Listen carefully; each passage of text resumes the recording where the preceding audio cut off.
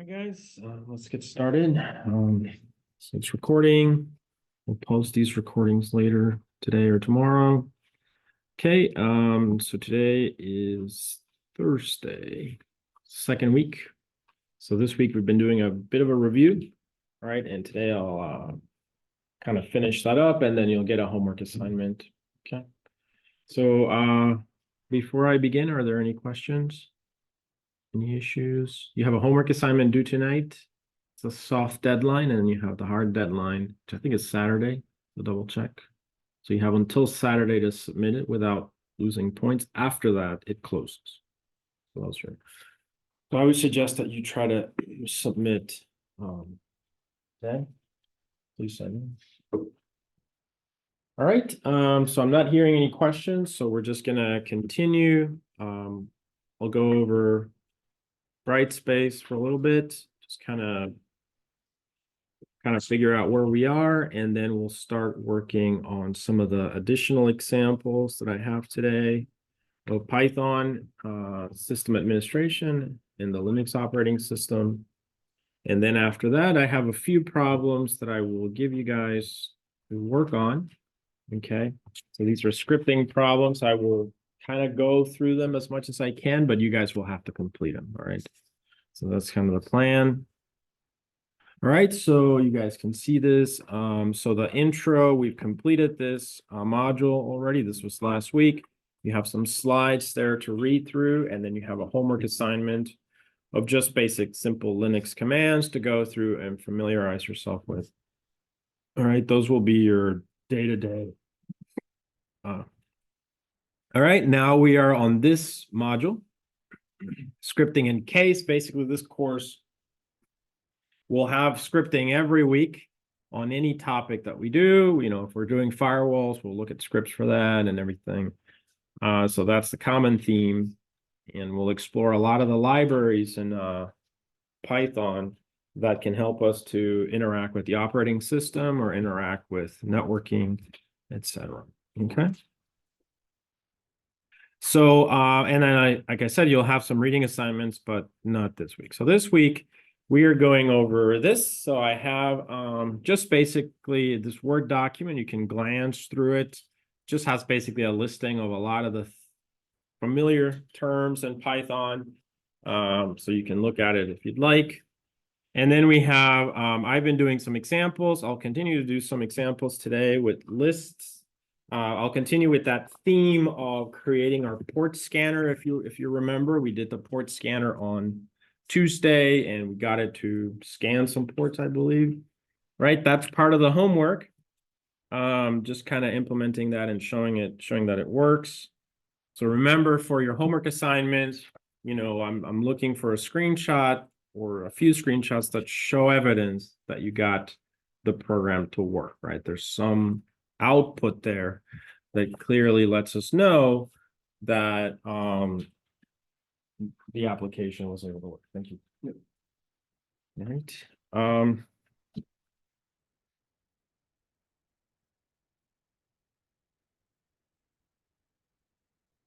Okay, so that's kind of the idea, and then I'll do cases whenever I can. I have a whole bunch of cases related to things.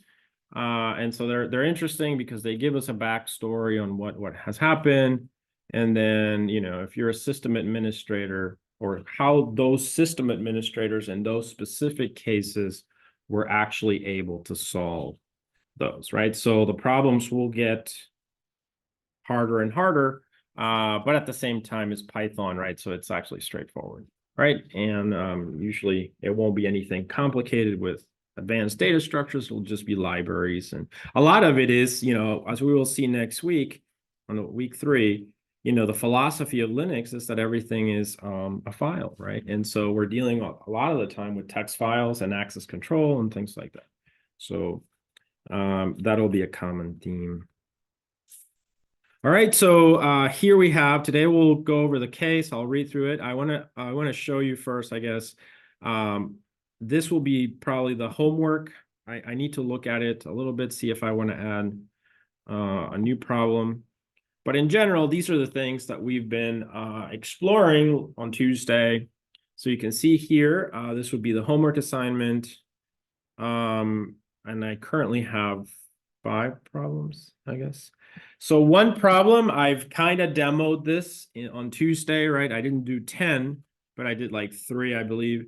So it says number 1, write a Python script to gather 10 pieces of information from the operating system. And we would call these like metrics, right?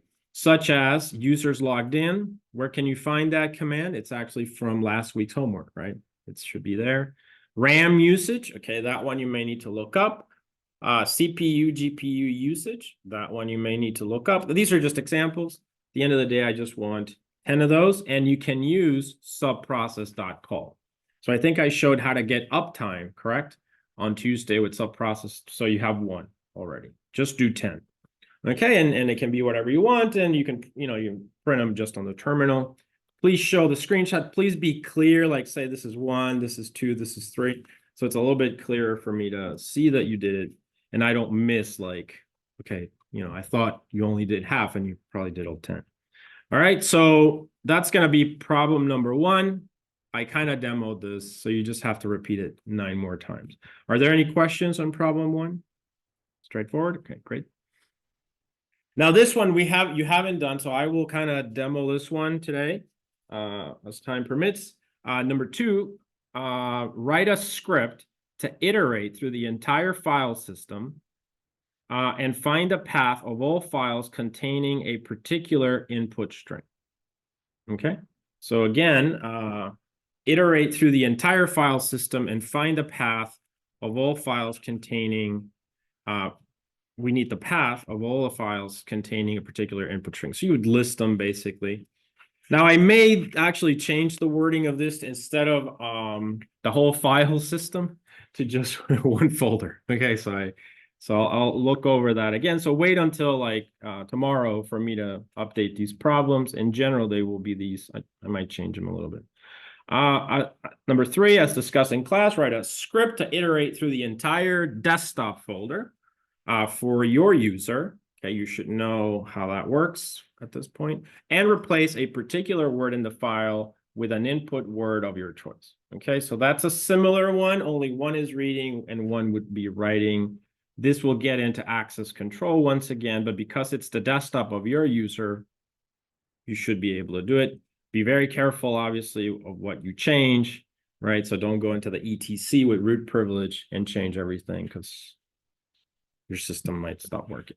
All right, so this is really important, right? This is why access control, if anything, 2 and 3 are meant to show why access control is so important, right? Because something like this could totally damage your system if you use root privilege, as you would be able to write to files that are configuration files, and everything in Linux is a file, and so you could really affect things. And so 2 and 3, I'll think about a little bit more, but they may stay like that. I'll certainly demo how to iterate, right? So that's one of the things. And then maybe how to look at things. Number 4, implement a port scanning script for several IPs. This we've done, correct? Right, we've done this one, so I would consider this one done. So just show evidence in your homework assignment that you've done it. Are there any questions on this one? We did it very simply. We listed the same IP, right? 127 and the actual IP, and then a few ports, and you got some output. Okay, you can improve it if you'd like. I will show some things today that would relate to that, like how do we have a dictionary of the port numbers and then what that port means, and a list and things like that. But I would consider number 4 basically done. Number 5 is what the case. So the cases that I told you about. So this is the cuckoo's egg is a case basically, and it relates it's a story, or think of it as a movie, and where the hero is a system administrator, right? So that's kind of the theme with a lot of these throughout the semester, anyway. All right, so that's the idea, okay, for the problems. And then I'll think about this, as I said, and I may come up with a new problem, right? So I may combine these 2 and just create one. Okay, so Okay, so we'll do that. All right, so if there are no questions, I will start with just a few final concepts of lists, dictionaries, functions, etc. And given that throughout the semester, we may be looking at these things again, so I just want you to have some reference to them. And then after that, we'll start working through our way through these problems. If you have any questions, just let me know, okay? So I will start up my virtual machine. Oh, by the way, I guess I should read the case first, just so we have also an idea of what that's about. So it's a Word doc. Okay, so this is kind of how it's going to go with these cases. All right, so setting the stage for your first Python program. Okay, so this is the Cuckoo's egg. I think there's a book about that. Anyway, a system administrator at Lawrence Berkeley National Labs, his name was Clifford Stoll, documented his personal hunt for a hacker and KGB informant who broke into various United States national research laboratories, army bases, defense contractors, and academic institutions in the Cuckoo's egg, tracking a spy through a maze of computer espionage, and you can see that there. He also published an article in the 80s describing the in-depth technical details of the attack and hunt, right? So basically what he did. All right, so although this might sound simple, the challenge here is you guys have to implement this in Python, right? so the story might sound simple, but you still have to do it. All right, so let's see if you can. All right, so fascinated by the attacker's methodology and actions, Stoll connected a printer to a compromised server and logged every keystroke the attacker made. During one recording, Stoll noticed something interesting, at least back then. Almost immediately after compromising a victim, the attacker downloaded the encrypted password file, which you guys know where that is, right, on Linux now? Right, so the attacker downloaded the encrypted password file. And so the question might be, what use was this to the attacker, right? After all, the victim systems encrypted the user passwords using the Unix crypt algorithm, okay? So they're encrypted, very much like the shadow file, right? So what's the point of it? However, within a week of stealing the encrypted password files, Stoll saw the attacker log on with the stolen accounts. Confronting some of the victim users, he learned they had used common words from the dictionary as passwords, right? So that's basically the thing. They were using egg password 1, 2, 3, 4, 5, right? So that's really the issue, but the file that the hacker was taking had encrypted passwords. Okay, so what was he doing, right? What was this attacker doing? Okay, so basically, the hacker let's see here. Upon learning this, Stoll realized that the hacker had used a dictionary attack. So it's the classic dictionary attack. I'm sure you looked at that before. To decrypt the encrypted passwords. The hacker enumerated, so here it starts to get into the algorithm, right? The iterations, a for loop, right, that you're going to have to implement. So the hacker enumerated through all the words in a dictionary and encrypted them using Unix crypt, right? Basically, this is implying that there was a cryptography function in Unix that was used for passwords and everyone knew it. So if you know this and you've got the encrypted versions of that, you're going to try to reverse engineer it to the passwords, right? And so that's what your assignment will be. So I'll give you some of the aspects today. So the hacker enumerated through all the words in the dictionary and encrypted them using the Unix crypt function. After encrypting each password, the hacker compared it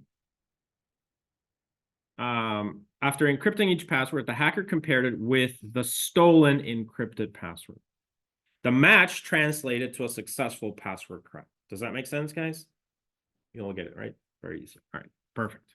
So that's what you will have to do. So consider the following encrypted password file. The victim used a plain text password egg, okay?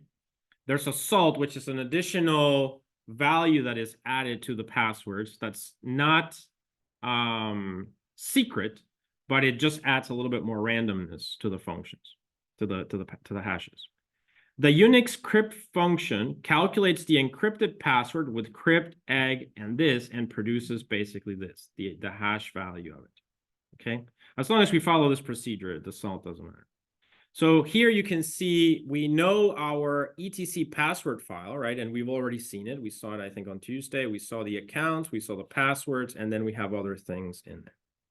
So now the only thing that's different from this example is that in the passwd file, this value is not the password, correct? What was it? Do you guys remember?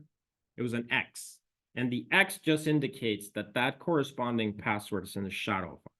Okay. So we can use, you could use, this problem says, use the encrypted password file as an opportunity to write your first Python script, a Unix password cracker. Okay. Now, what I want you to do is basically to write a Python script to address this case. We will make some simplifications. Okay. So one simplification that I suggest you do is instead of using the passwd file from Linux, right, the current one, just create your own. And the reason for that is that it may be much more complex nowadays, right? The function that they use for encrypting passwords in that shadow file. So you don't have to use the shadow or the passwd file. In fact, you can create your own. Just put a user and the password, but make sure the password is encrypted. Okay. Does that make sense? And then, you know, my suggestion would be create a list of words, egg, password, password 1, 2, 3, 4, 5. You're also going to have a second file that has the user and the encrypted password, right? And then you're going to write the code that would take the unencrypted passwords, encrypt them, and match them to the ones that you have in your list, compare them, and if two are the same, then you have a match and you say, okay, this user, I've cracked it. Does that make sense? Obviously, you know, if you have egg here, make sure you put egg here at least once so that you can have one match. And that's it. That's all I want you to do. That's, you know, simplify. I'll give you a crypt function so you know how to encrypt the passwords, but it's really just about going through the exercise. It's your first one, so I want you to just practice. Is that clear, guys? Are there any questions on what you need to do? No questions?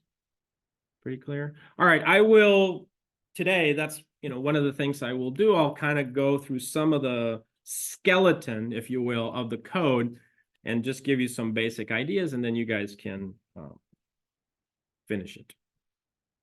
All right, so great. Now I'm not hearing any questions, so it seems like it's pretty clear.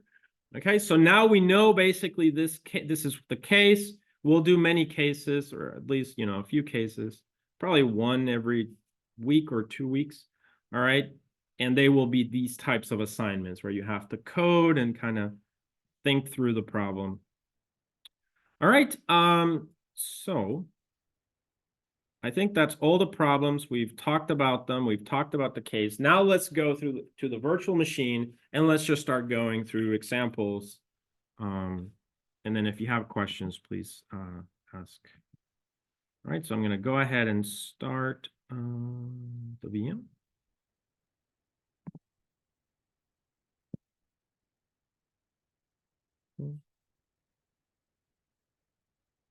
All right, so I'll start with just a few items like lists and dictionaries, which are the basic data structures in Python.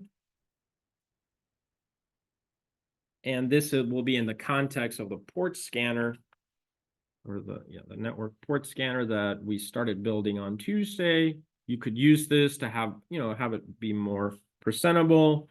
Instead of printing the number, now you can print the service, etc. That you're looking at. All right, this will be very straightforward and simple. We'll also go over a function, just to simplify things. So here, I think.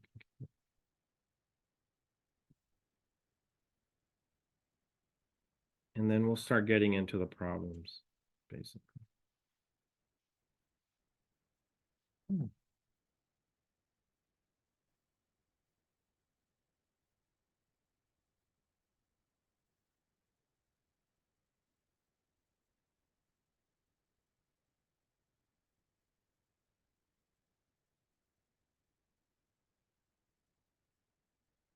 So let's log in to the system.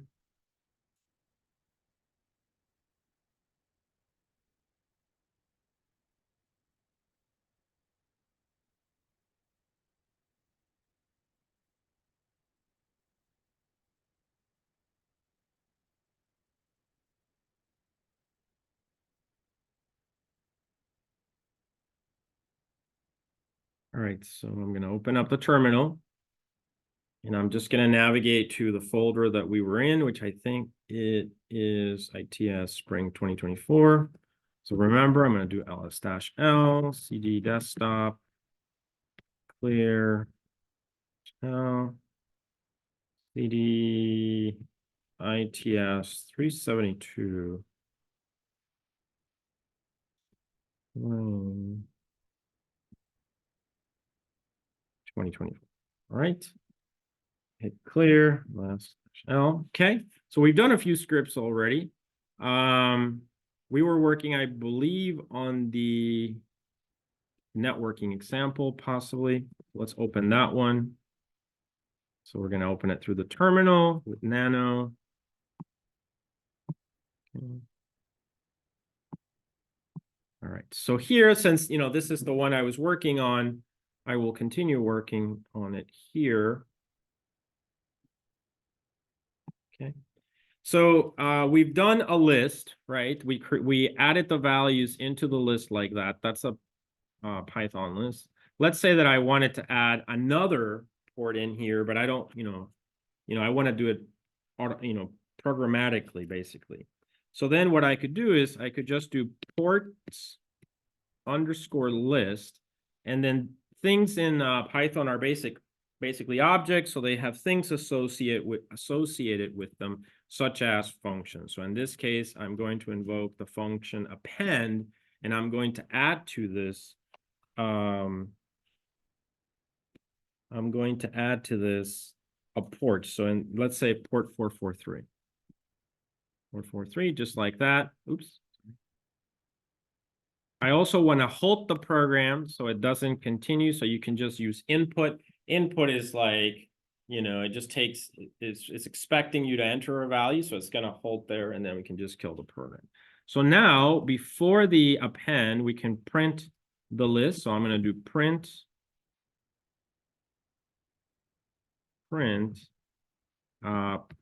ports list, right? And afterwards, I'm also going to do print ports list. Okay, so we're just going to try that. So now, go ahead, Control X, Y, and we're going to run our script. I'm going to do Python. Okay, and as you can see, in one, we haven't added the list, and then through append, we were able to add our list, basically. Now, the ports are not, actually, they are sorted. Okay, let's add a value to make it so it's not sorted. So I'm going to do Control X. I'm going to add another one in here, 21. Okay, port 21. No, yeah, that would make it not sorted, I believe. So let's do Control X, Y, clear.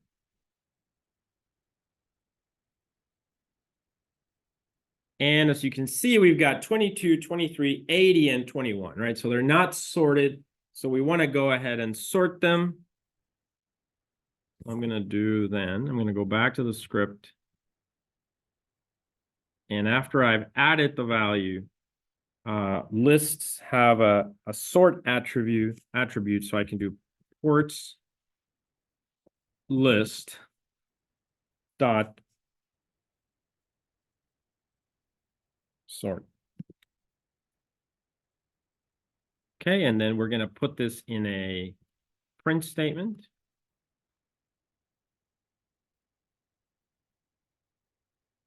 And it should. So Control X, Y. Okay. Now I'm going to run it. None. Okay. Do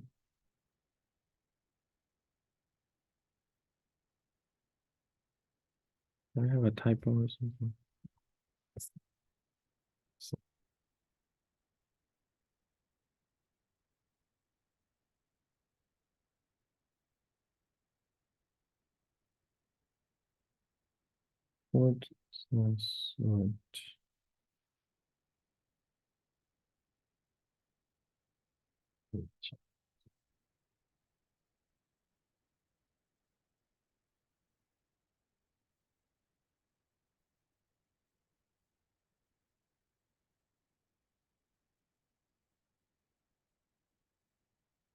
It should work.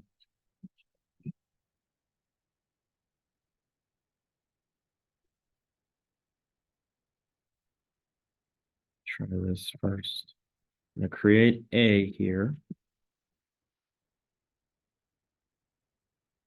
Okay. Let's just see if that works.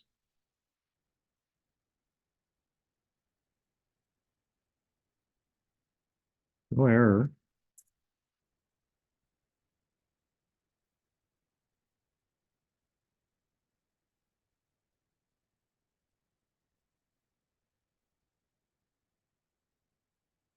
I'm going to print A.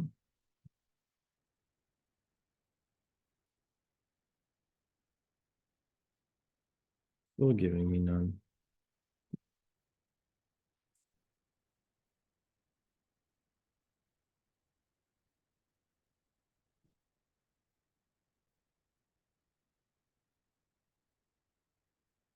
Let me try. There's another function called sorted. Let me try that.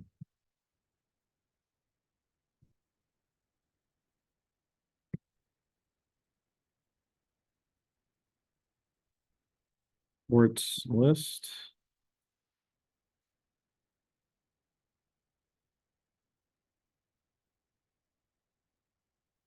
Okay, so this one worked.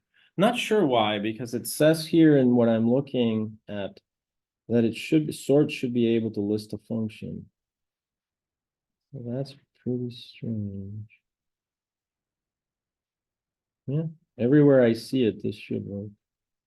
But anyway, so another way of sorting, there's this actually underscores that there's always a whole bunch of ways. Oh yeah, good. I think I got it figured out. You did, yeah? You need to run ports on the sort list that sort separately, and then you print it. I don't think you can run it in the print statement. I did do that, didn't I? Didn't I do this? I tried it.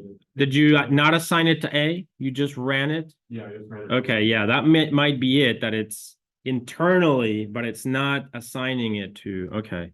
So that would make sense. So like this. Right? That's what you did. And so you sort the object itself.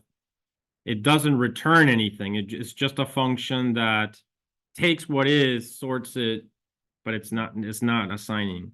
So then now, hopefully, this should also work.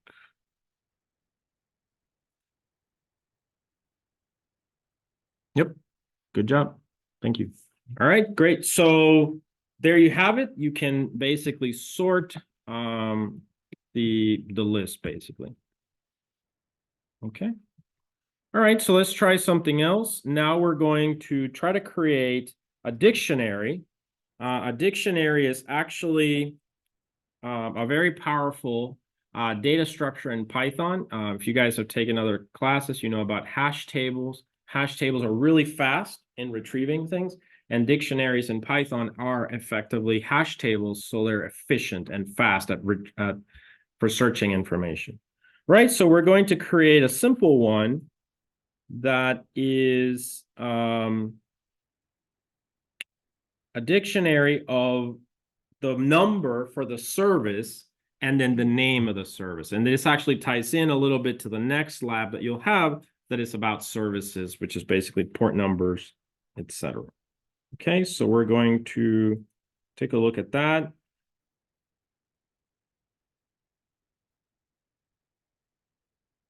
Okay, so we are going to create dictionary.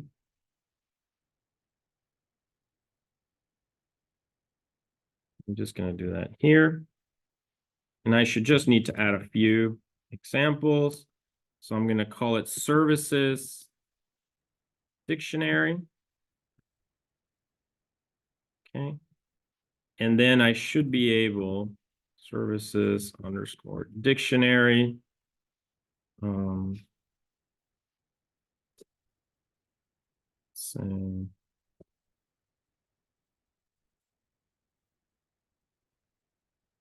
So this is basically the idea of what we're trying to do. And there's various ways that we can accomplish this.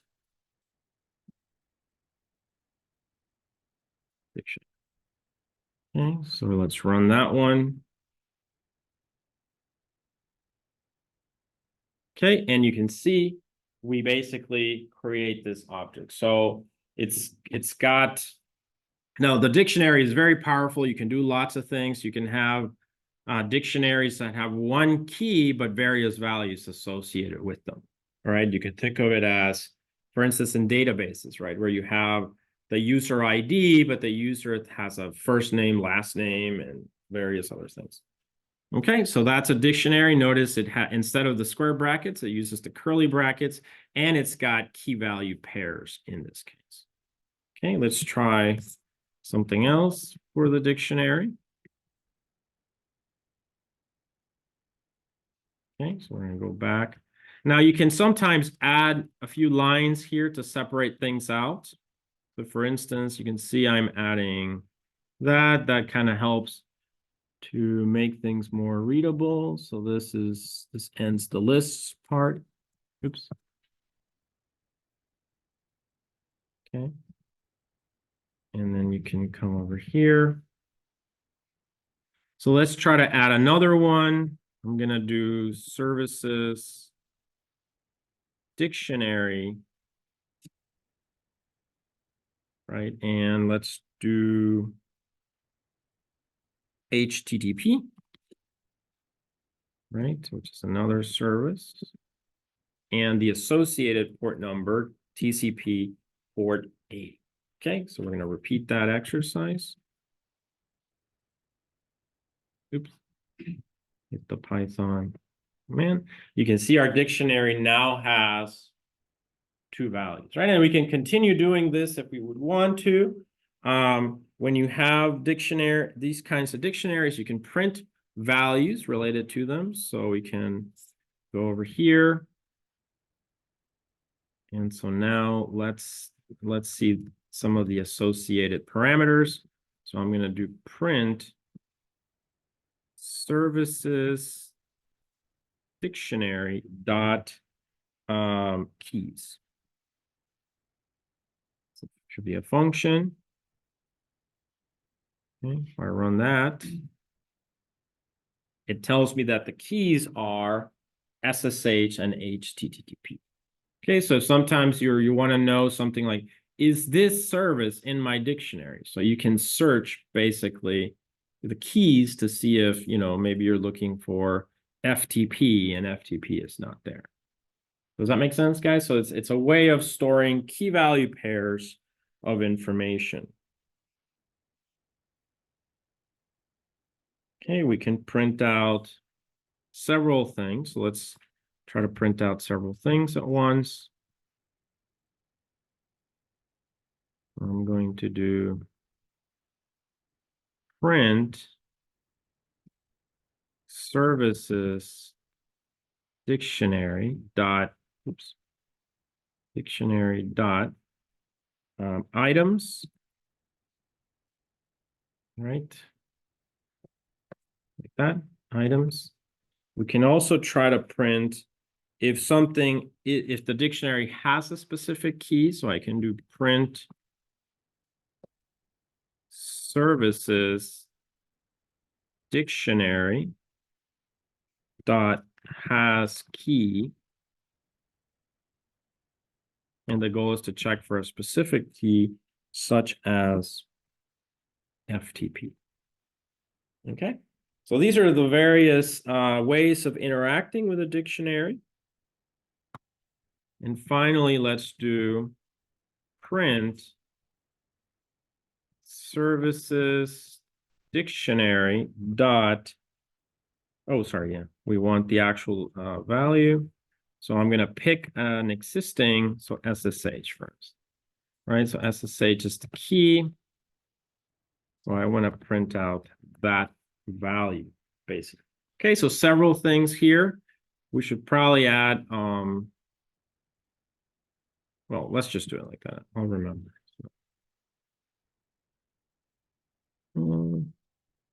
Has no attribute, has key. Okay, so then let's change it to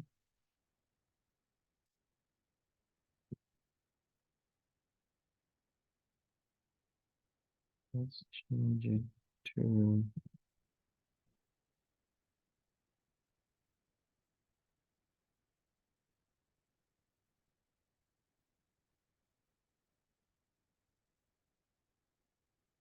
SSH in services dictionary key. So it's another way of doing the same thing. Let's see if it'll accept it. Clear. Okay, and it does accept it. So in this case, I'm printing the dictionary there, right? Then the dictionary keys, which are SSH and HTTP. The items gives me the value pair. So I got so the values is this one, right? So it gives me that SSH is 22, HTTP is 80. True is which one? The one where I set SSH in keys, right? So I'm just checking. So Python is very nice like that. It lets you do those kinds of Boolean logic. Yeah. And then the last one, I gave it dictionary SSH as the key, and it gave me the value 22. Does that make sense, guys?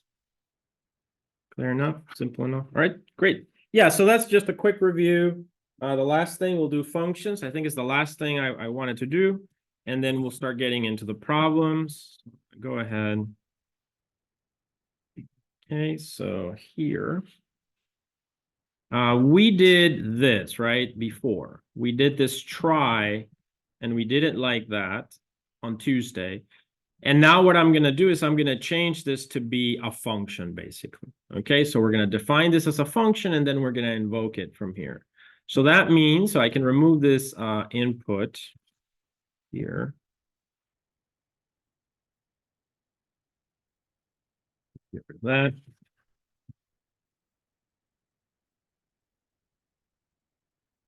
Like a munch or something. Okay, so now I'm going to just show you a basic implementation of a function. You guys can help me out. So I'm going to do define. What do we call it? It's going to be this one, right? So let's call it scan, right? Scan, port scan. Scan function. So I'll call it scanfn, for instance. So remember, you put in a colon here. Now this function is based on the 2 for loops, so it's always going to have the IP and the port number. So we want to specify that. We'll say IP port as the arguments to the function. Then we're going to do, we basically need to copy this. So let's see if I can just, I'm going to control copy, go over here. Indentation 1, 2, 3, 4. I'm going to hit paste. Okay. So now I want to check that indentation again. I think it's more than 4.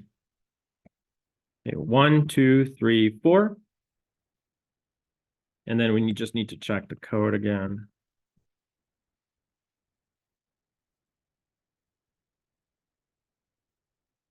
Okay, so we had discussed this code on Tuesday, I believe, right? So we have the socket, we set the default time for it, then we do socket.socket, which initializes the network object. Then we are going to do sconnect. We provide the IP and the port, right? So that is coming from the arguments here. Okay, then answer s dot receive 1024, and then we just print the values. But we're doing all of this now through the function itself. Okay, so that should be fine. Well, fine. All right, so let's go ahead and now replace this code down here with the function call. So I'm going to get rid of these.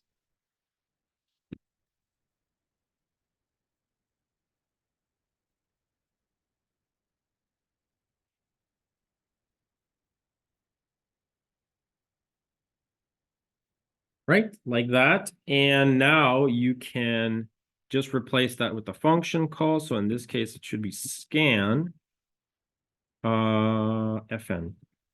And then we're going to pass to it IP and port, just like that. Does that make sense, guys? Pretty straightforward, right? So just a quick review there. And now I'm going to go ahead, see if it still works. I got rid of all those input, so this should work. Yeah, and there it is. It's scanning. So remember, it took a little bit the other day. Oh, notice this time around, we are getting more banners, right? That port 21 that I added is giving me that it's FTP. How about that? It works. Okay. Any questions? Yeah, please. Can you show the code again? Yes. Oh yeah, sure. Let me just let it finish.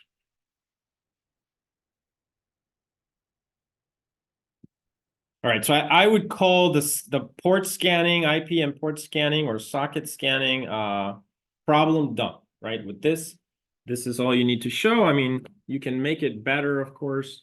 We actually have better results than on Thursday because now we were able to get the banner for the SSH. We know it's using OpenSSH, Ubuntu, and we know it's using VS-FTPD 3.03. So as an attacker, for instance, now you have information of what they have in there, and then you can match it to vulnerabilities, etc.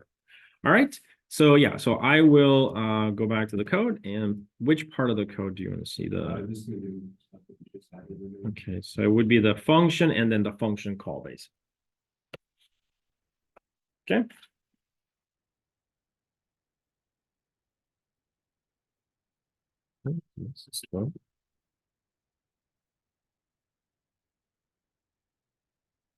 Any questions, guys?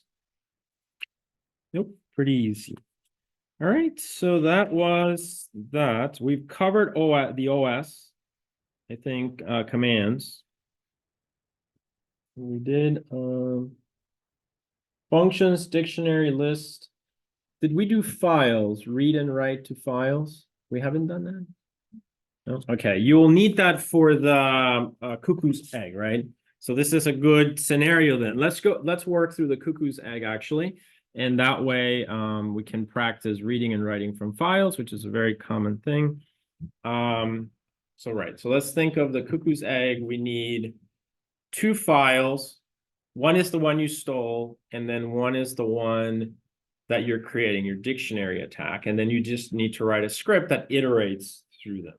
Okay, so I'll go ahead and close this. Do a clear here. So let's do ls-l. All right, so since this has a lot of things going on, I'm going to create a directory, but you guys already know how to do that very efficiently through the terminal just by typing mkdir. So I'm going to call this, what is the, so it's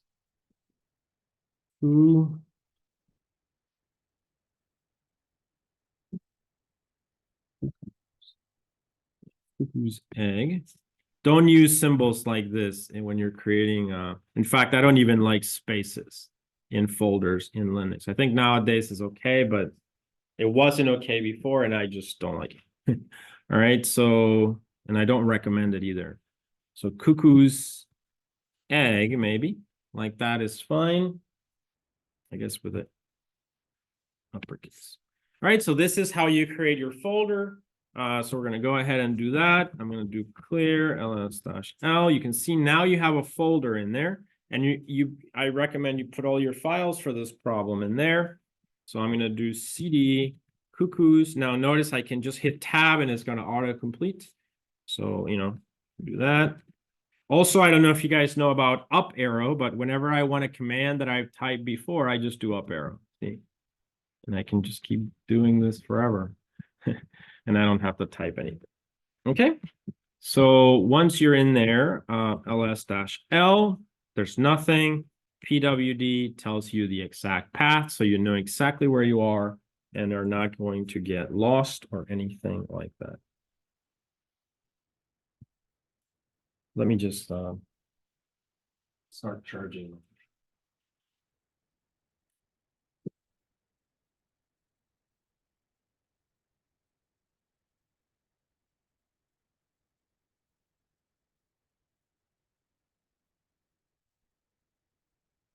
Okay, so we are going to continue here.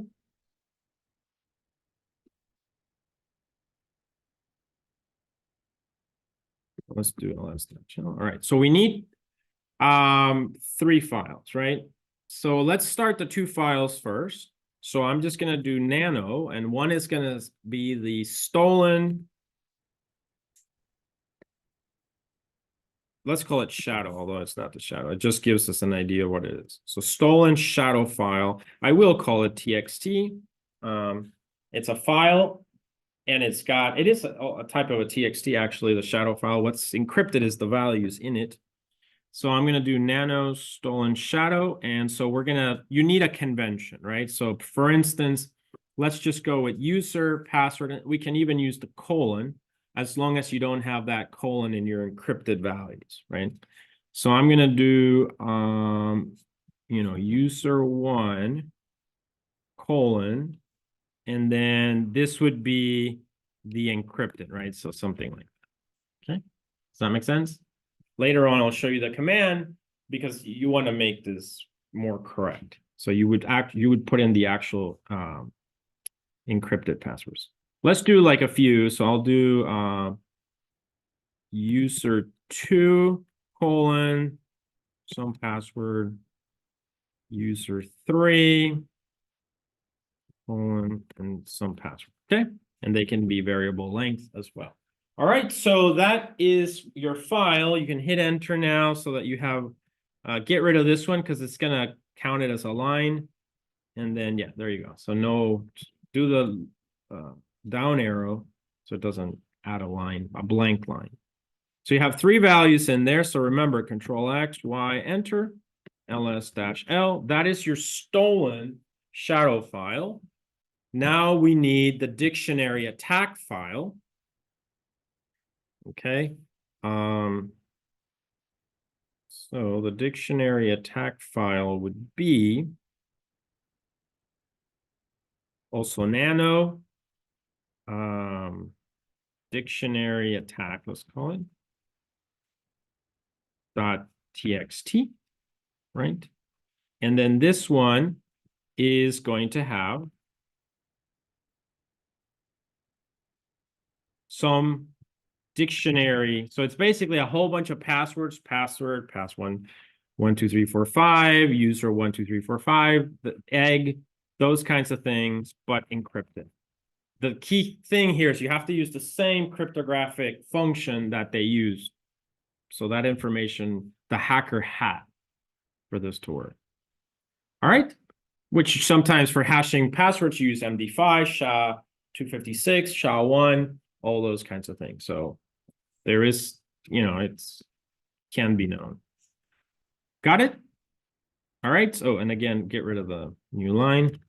All right, there we are. So we have 2 files. Now, the idea with Cuckoo's egg is that you want to iterate through both files and compare them, basically, right? So we're going to create a script. I'll call it Cuckoo's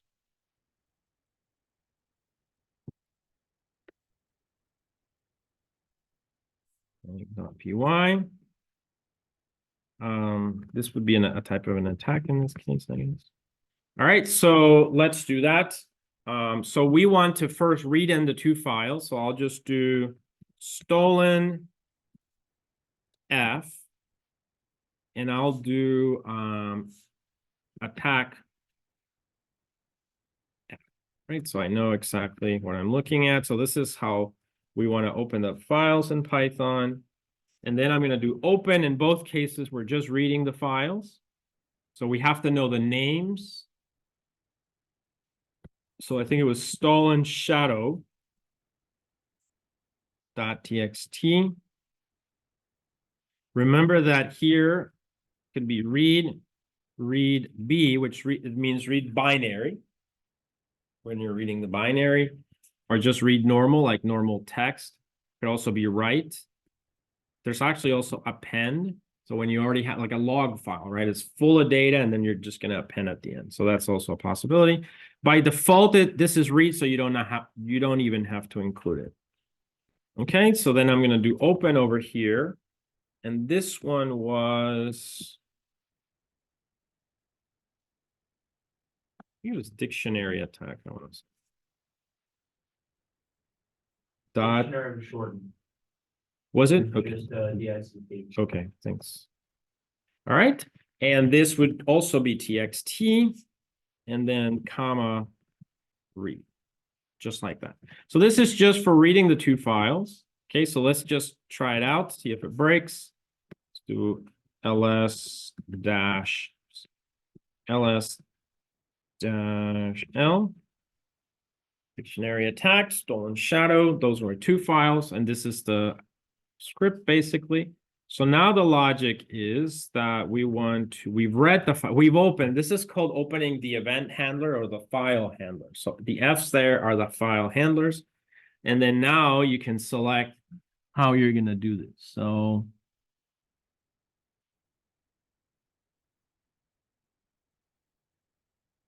yeah, so we can do for, and there's a lot of ways of doing this, okay? There's a lot of ways. This is just one example. So for line in stolen F dot read lines. Okay, so I'm going to try that one first. I'm going to do 1, 2, 3, 4. 1, 2, 3, 4. Print line. Okay, so this is one. This would be the stolen shadow file with users and passwords. Let's try it. Guess we haven't run it.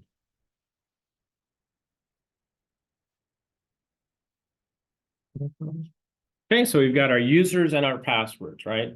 So now we want to grab the other one. Okay. So now I'm gonna do 1, 2, 3, 4. So for this won't be the most efficient comparison. This is a very brute force thing, but you know, it works. Now, if this was billions of things and time is of the essence, probably write a better algorithm. Okay. So here I'm going to do for line 2, make sure that they don't get confused. So in fact, let's do line 1 and print line 1 here.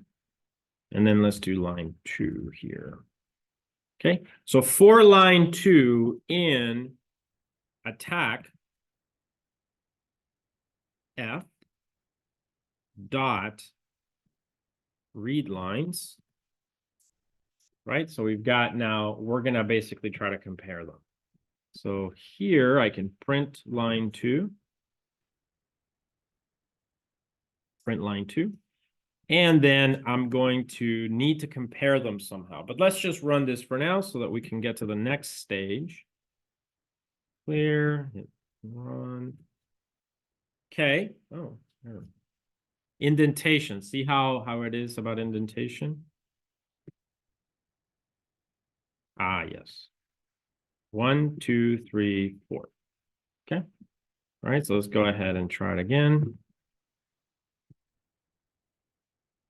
And there you go. So it's now iterating through all of them. So now the key is we need to compare password to password, right? So in one, the line is the password. So we just have it, the whole thing. And in another one, we have a user and a password. So we actually need to separate the user from the password so that we just compare this to all the different versions of password. Got it? Yep. All right. So I'm going to do that. So that's coming from actually the here, right? It's coming from the stolen. So we need to separate it out. So there's a nice handy function in Python. I usually just call this temp. And you can just do line1 dot split. Since this is a string, and you're gonna split on colon. Okay, so you split on colon so that now this temp becomes a list of 2 items because there's only 2 items separated by colon. So I'm gonna do temp. There's gonna be a temp 0, which is gonna hold the user. And there's going to be a shadow password,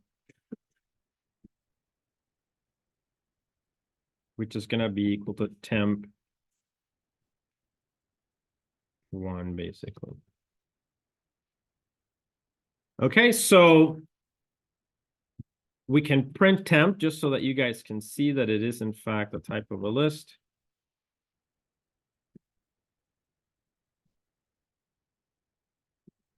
Okay, so temp. Got it? Everyone with me so far? Control X, Y. And you can see, oh, so there, this was important because we have this. You see that? That's the new line character from the text file. We have to get rid of that. Otherwise, it won't actually be able to compare things. Okay. So we need to remove that. Even that's why you're seeing this space here, because it looks at the password and the new line and it creates a new line. So we need to get rid of it. So that's going to be on shadow password here. So I'm going to do dot, possibly replace. And I'm going to replace this with nothing. Okay, 2 double quotes with nothing in them is nothing. So now I want to basically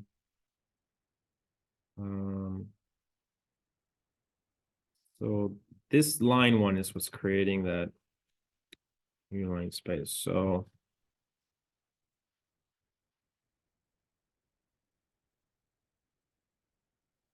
for us to see the effect, I guess if we just print shadow pass, if it doesn't have a new line after it, then we did it. Okay, so I'm gonna do shadow pass basically. Like that. Okay. All right, so let's try it.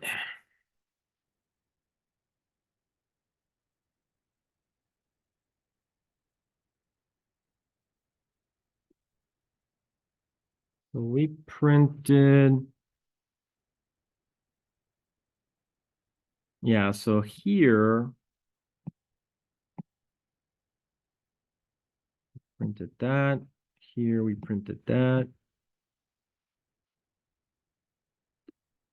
Here we printed this one and that one. Yeah, and then it compares it to, I guess there's 4 in there or 5. How many did we have in there? Can't remember.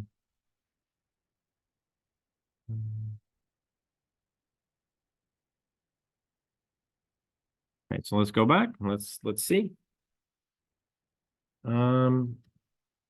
We have stolen. We split it. We extract the user and the password, and we take out the password. Yeah. Oh, that's why it's confusing. I commented this line out, but not the other one. Okay. Well, that makes sense. All right. So now it's correct. It's correct. All right. We don't need temp. Get rid of it. That was just me trying to show things. We also don't need the password necessarily, but the logic is correct, sound, right? So we have the line, we split it on colon, and then we got user in one and password in the other one, and we got rid of that new line character. Now we do the same for line 2. I'm betting line 2 also has that new line character in there. So it would be a good idea to print temp just to make sure. So, or line 2, sorry, line 2. It's gonna give us, oh, we were already doing it. So I guess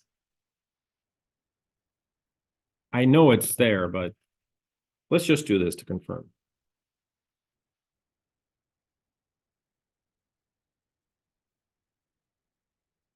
So this is adding this new line character. I want to get rid of that. Do you have any ideas on how to do that? Any suggestions? Guys? How do I get rid of the new line character for the second for loop? What if you do dot replace here on this line, right? And then same thing. And, oops. Double quote, comma, nothing. So now if I print line 2, I'm pretty sure it's not going to be there, but let's actually replace it. So let's do line 2 equal the line 2, but with the replacement, and then let's print line 2. If you look, I think line 2 is the only thing that's being printed. So there should be no white space in there. So if you look, temp user, none of these are being printed, right? So only print 2 is printed. So if we do Control X, Y, there will be none of this, right? All these spaces will be gone. Okay, if I'm right. So let's try it. Okay, so I'm gonna run in here. Print 2 is not defined. Was it line 2? Yeah, line 2.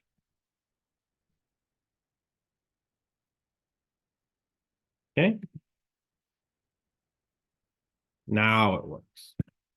Got it? So sometimes you have to do little things like that when you're dealing with files.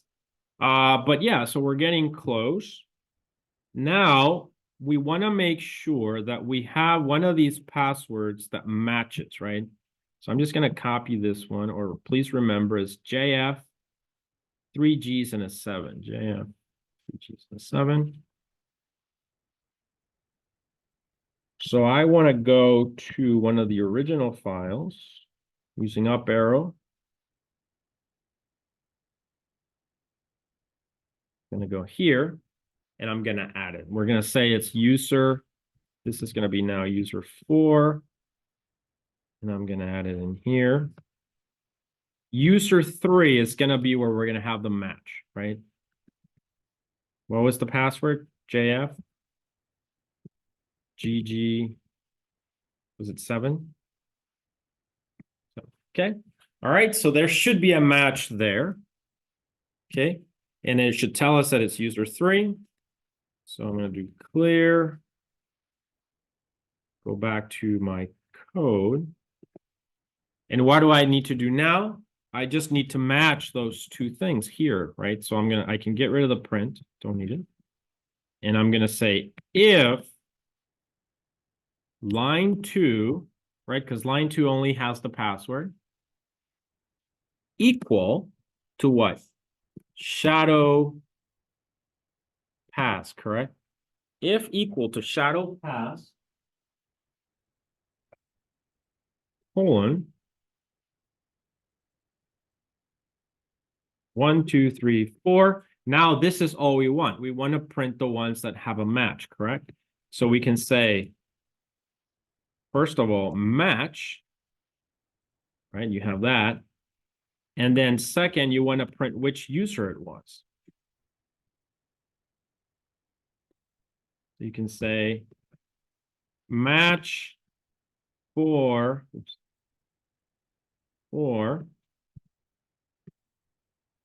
or actually for user. And then the user would be the actual word user with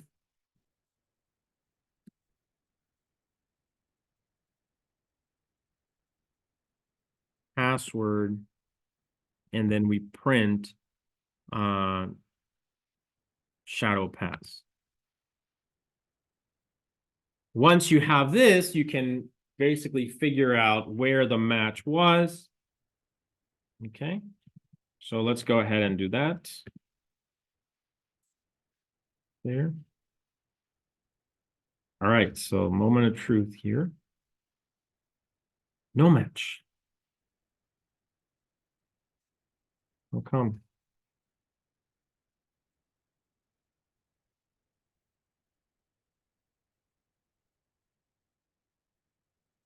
Did I get the password wrong? All right, so let's look in dictionary attack. So it's JFGG7.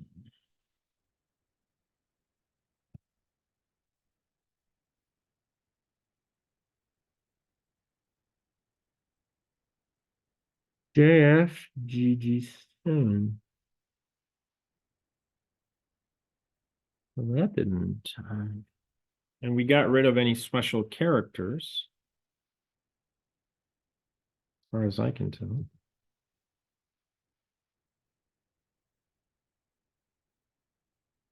Well, we're going to have to go and debug, right? So how do you debug? You can do print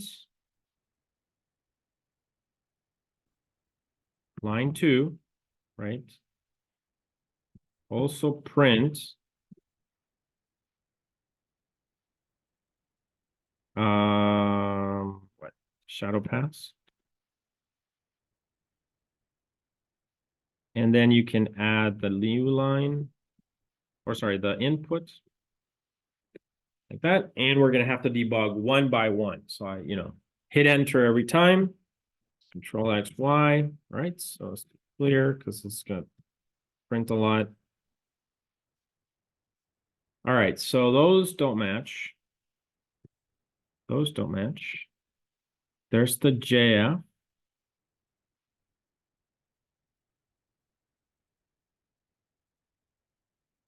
It never. How come?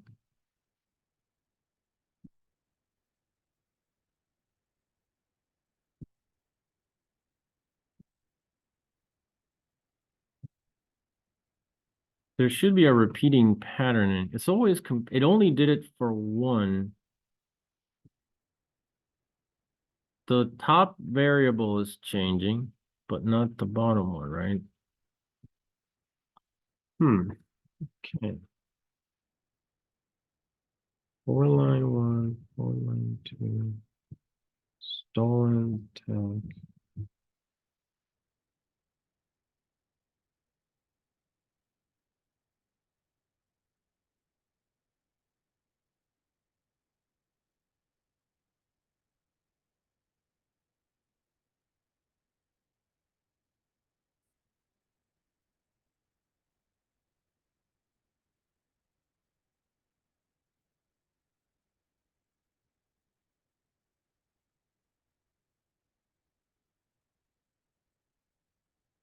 So let's look at the files again. No, actually, stolen has TW6 for T.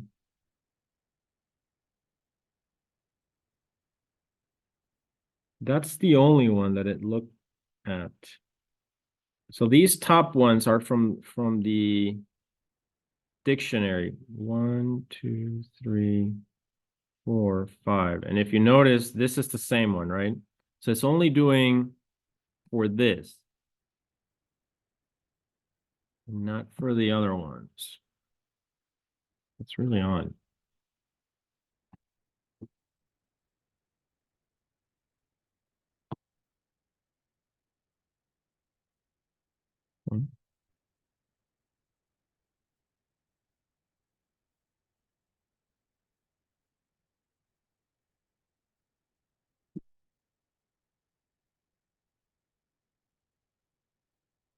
Thought it was doing it before.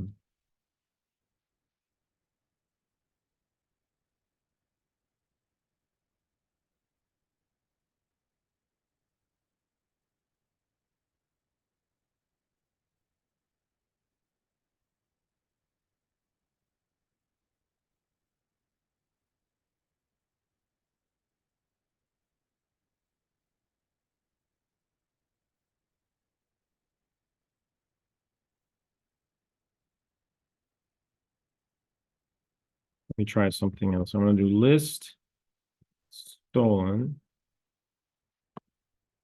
equal stolen f dot read lines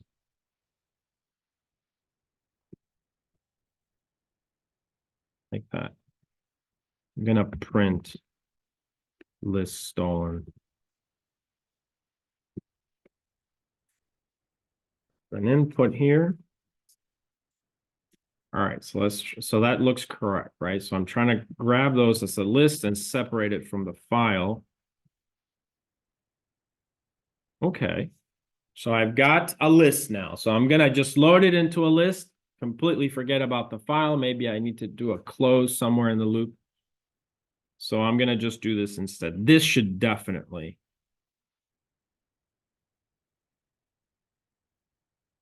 work. Okay, we're gonna do the other one. So then I'm gonna do list attack. Dictionary attack. Equal. And this is gonna be what? Attack F, yeah. Dot read lines. Does this make sense, guys? Any questions? Questions? All right, so just trying to iterate through two lists.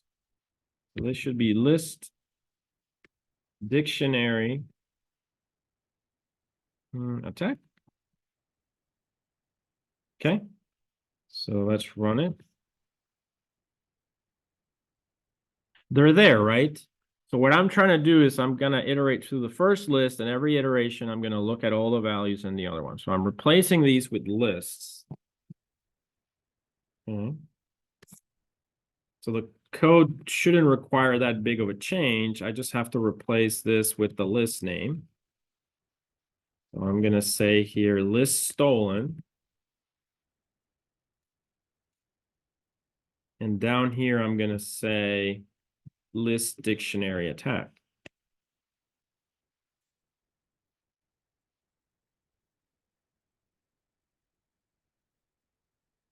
Let's look at this. 4-line in list stolen. So we grab the first one, have it for line 2 in list in the other list. We grab that one. We're gonna stay in this for loop, right? And we're gonna compare all of them. So line 2, I'm not replacing line 1 anywhere. Have the shadow there, and then we are.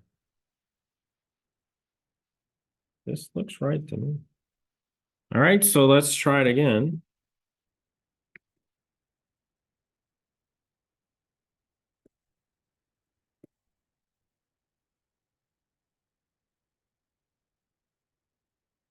Seems like it's working better, don't you think?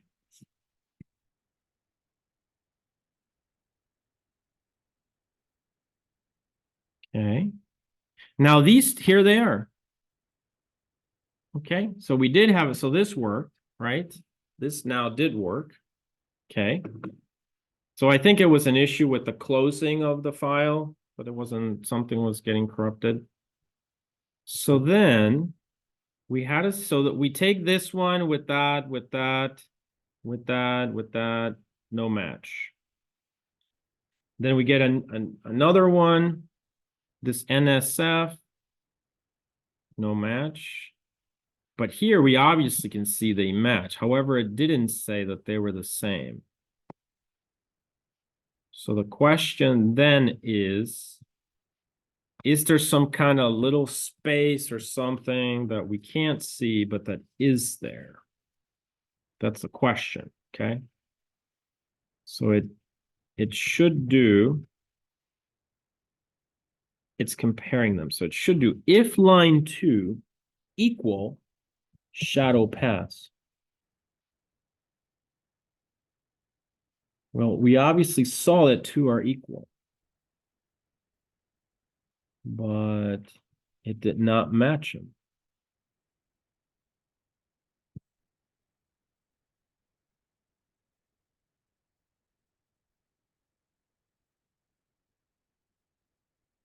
So replace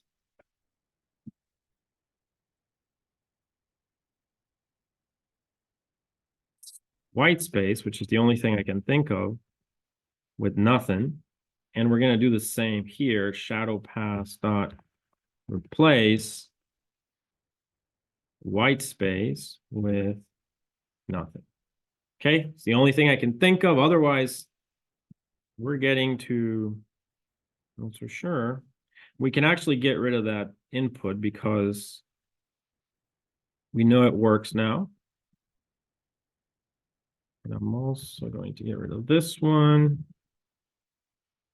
Okay, Control X, Y, clear.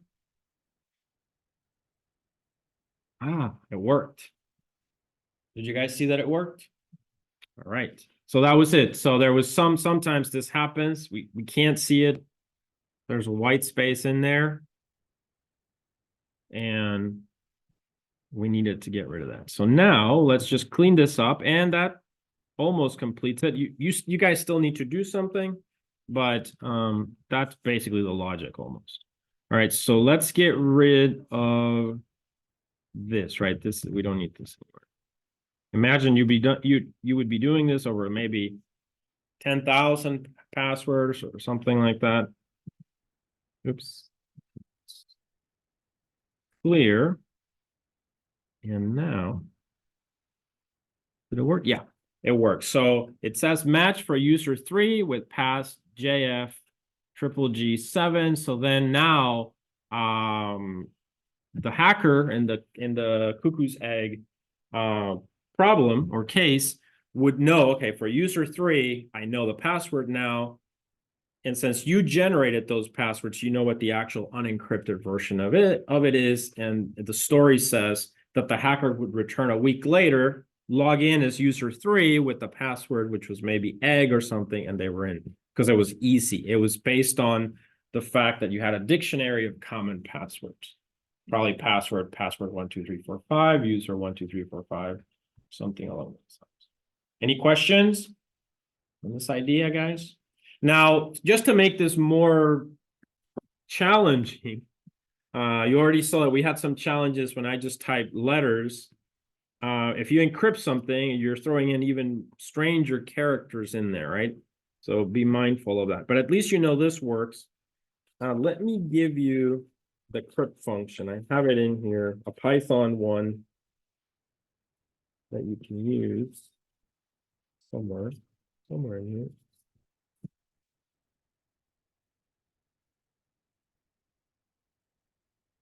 Or was it in the case? I think it was in the case, actually. Yeah, so basically, this is a Python function. I think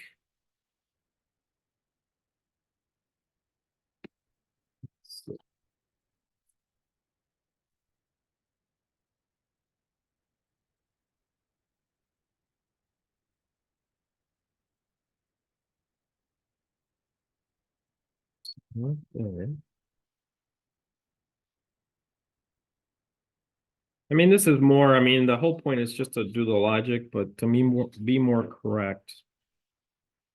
I want to give you that function. I think it's import. You can try it if you want. It's import crypt. And then I think you do crypt.crypt and you encrypt something, but I'm double checking here.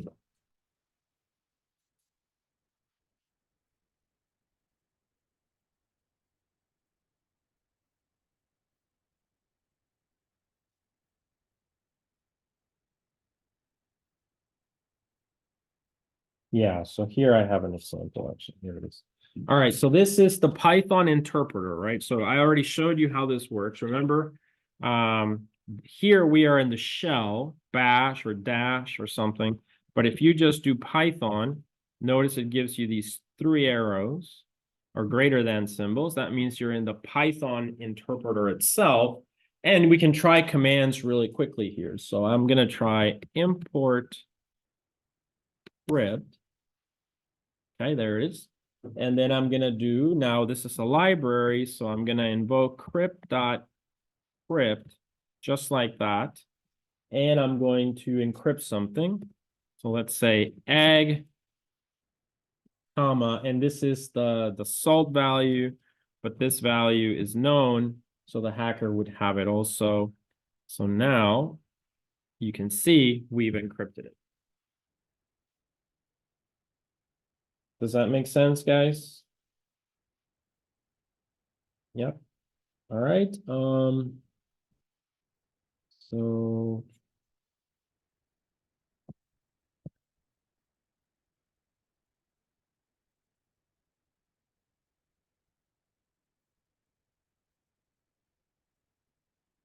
yeah, that's it. I mean, yeah, that's it.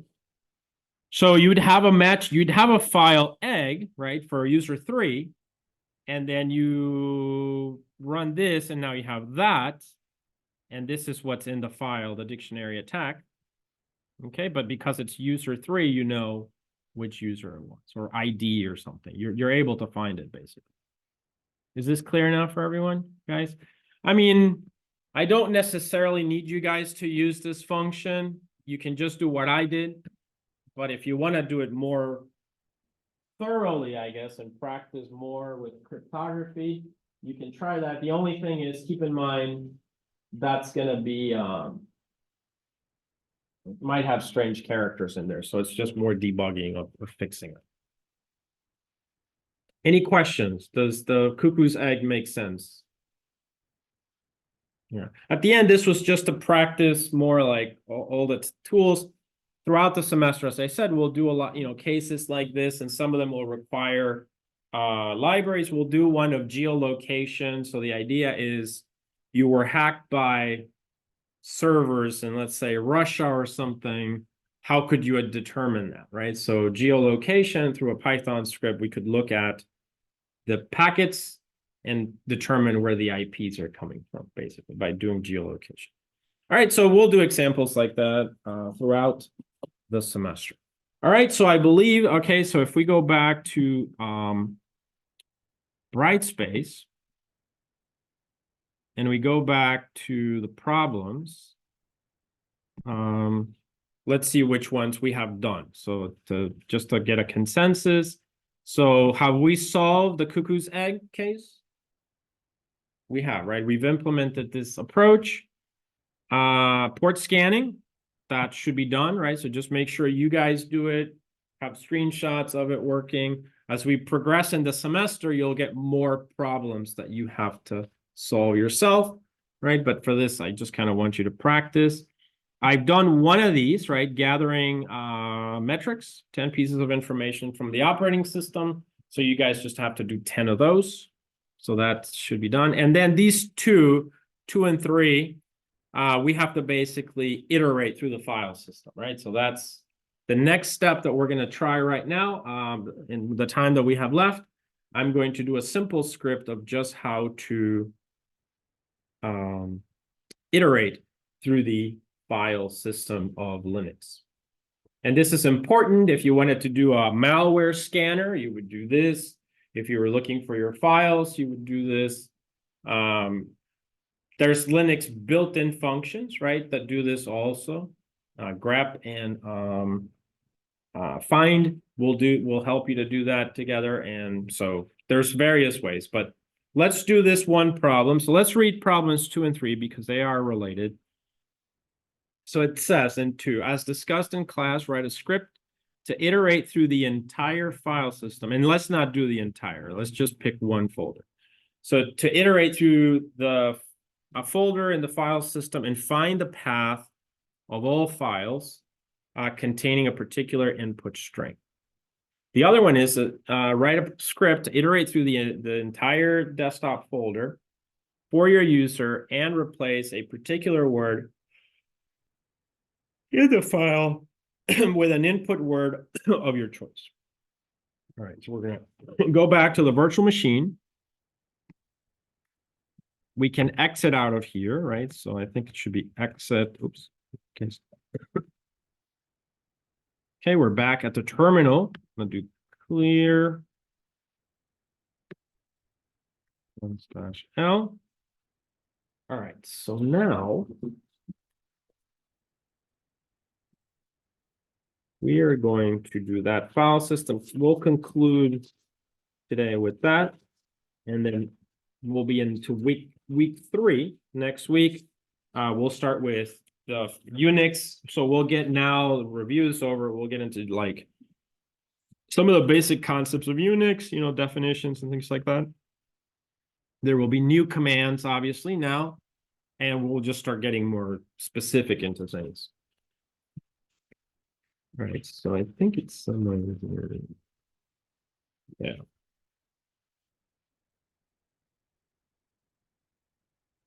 Okay, so we're going to try to iterate. Let's see where we are, first of all. So I'm in ls-l. Okay, I'm going to cd ... I'm going up in the file system. Okay, this is, yeah. So let's work our way up a little bit further. So I have a lot of folders here because, you know, so you guys probably have fewer. So I guess maybe I'll go back into the ITS, which is, so it's more, we have similar files, probably if you've been following along. Right? So I'm gonna go back in there. So PWD, I'm basically in this semester's ITS 372 folder. And you guys possibly have some files like that. Plus you have a folder in there. All right, so how do we iterate? So let's create a file. Let's call it iterate through file system, just general .py. Okay, everyone with me? Okay, great. So now we want to specify the starting point. So let's just start path, for instance. Path. So it could be that we start at this one. What is that one? Root. That would mean you're basically going to iterate through the entire file system, right? So that you kind of want to have some thoughts on that. Okay. But I know that then there's home, there's seed, there's desktop. So let's just leave it there for now. Okay. And now we want to print. Let's just see what this does. I think we had looked at this command before. So we want to look at where we are. So I'm going to, oh, and we need to import something. So I'm going to import OS. Remember that OS and sys allow us to interact with the system, okay? So these allow us to interact with the operating system, the system. They have various, it's like they actually, sometimes we don't need sub-process. We can just use these built-in ones. There's change directory and things like that. Okay, so let's make a call to OS and do list directory. List dir for start path. Okay, so we're going to try that one just to see what it does. So I'm going to do Control X, Y. I'm going to hit Python here. All right, and what does this give me? It gives me basically the files and folders contained in the whole desktop, actually. So this is really my last spring and things like that, last fall. Okay, so we've got a listing. So now we want to start to think about how to iterate.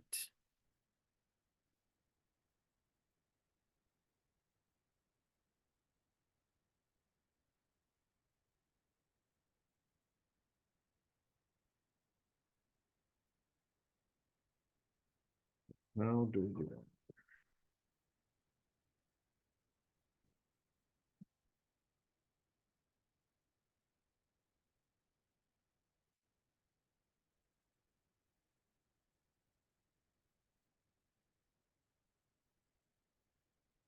These are all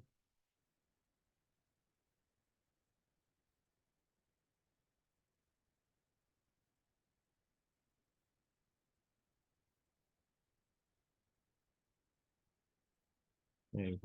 What do we need to be able to iterate? A way to know if these are files and directories, maybe? Yeah. Okay, so let's print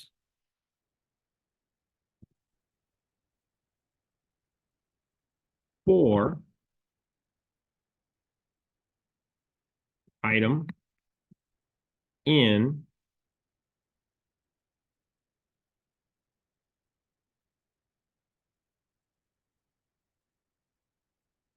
list items, right? Do you guys see where I'm going with this? Okay, so you see a lot of list usage, right, in Python, right? All right, so for item in list items. Okay, 1, 2, 3, 4. If os dot path dot is file, and then we say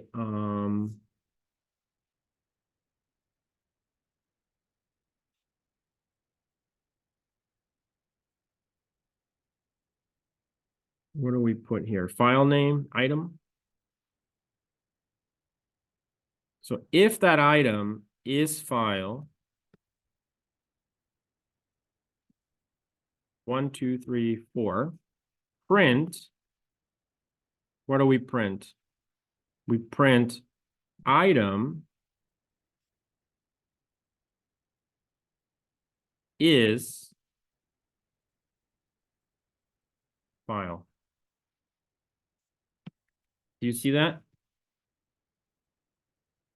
1, 2, 3, 4, else 1, 2, 3, 4, print item is what?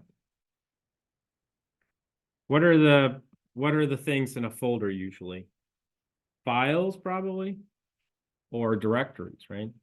And we want to have, so let's say for now is directory. Do you guys see what I'm saying? I'm trying to iterate. But pure Python, right? So there may be built-in functions and things like that, but just to illustrate this example. All right, so let's see if it works. So I'll sync unexpected end of file person.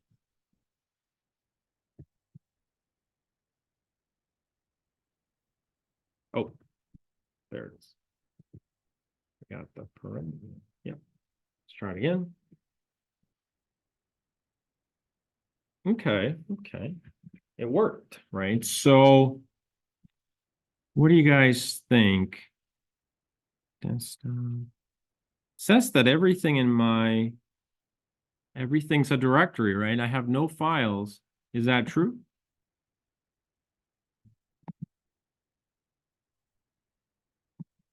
I'm looking at the desktop. This is a directory. They're all directories. I did a different folder of mine and it showed files or directories. It did it really? Oh, okay.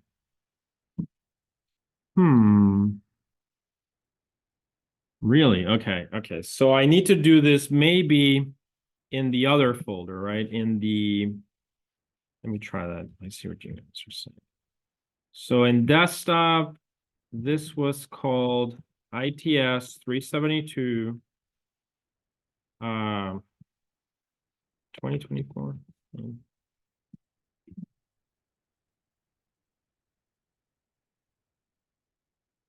Spring 2024. Okay.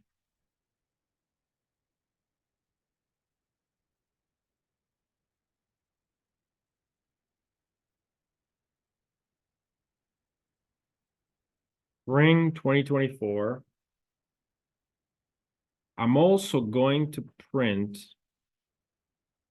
item just to see what's in there actually. Okay. All right, so let's try it. So this should have, for me at least, I have actually only one directory in this one and the rest are files, right? So I wanted to say a lot of files and Cuckoo's Egg is a directory.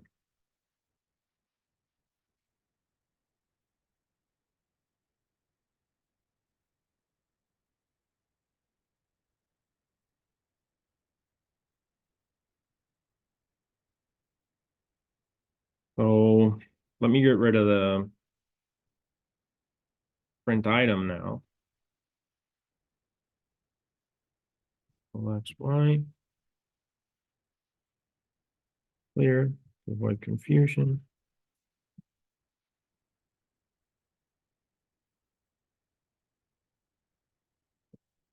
So it's working for me. How about do you know why? Well, no, I meant it is working for me. Oh, you meant it was Yeah, working. sorry, Oh, I misunderstood. I thought everything. No, Yeah, okay. It showed mostly everything on the file except one with one of the directories. Oh, okay. So it was working. Yeah. Sorry. Okay. Sorry. Sorry. Yeah, I misunderstood. All right. Yeah. Well, it's 5:38, so we end the class at 5:40. I will continue this problem on Tuesday and finish it up, but pretty much at this point, you guys kind of get, right? You can differentiate between a directory and a file, and then you can keep going. Guys, so the homework is I will create the link, but it's the Cuckoo's Egg, the port scanner, the sub-process one, and then I may combine this or modify it a little bit, okay? Just watch out for that, and then we'll finish it up on Tuesday. Are there any questions about the homework assignments? All right, that's it for today. I'll create the link right now, and it should be due a week from today. Yes.